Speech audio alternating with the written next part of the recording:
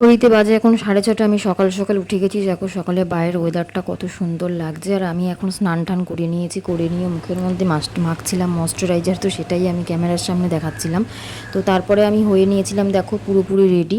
আজকে আমি যাব হচ্ছে কল্যাণীতে, আমার একটু পিসিকে দেখতে যাব। আমার পিসির শরীর খুব খারাপ, তো আর একটু কাজ আছে অন্য, সেটাও করে নেব।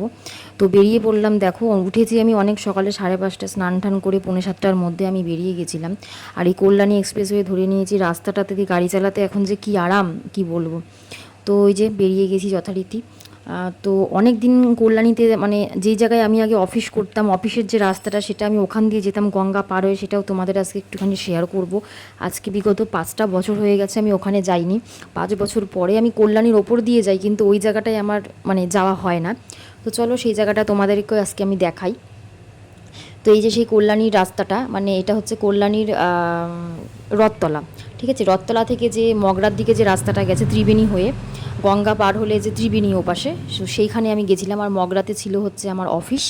তো আগে আমি ফার্স্ট অফিস আমি ওখানে করি।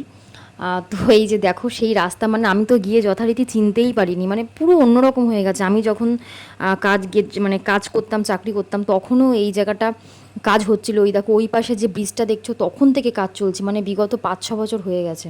তো এখনও সেটা কমপ্লিট হয়নি। আর এখানে বড় গাড়ি মানে চলা নিষেধ, খালি 4 হুইলার 2 হুইলার এগুলো চলবে।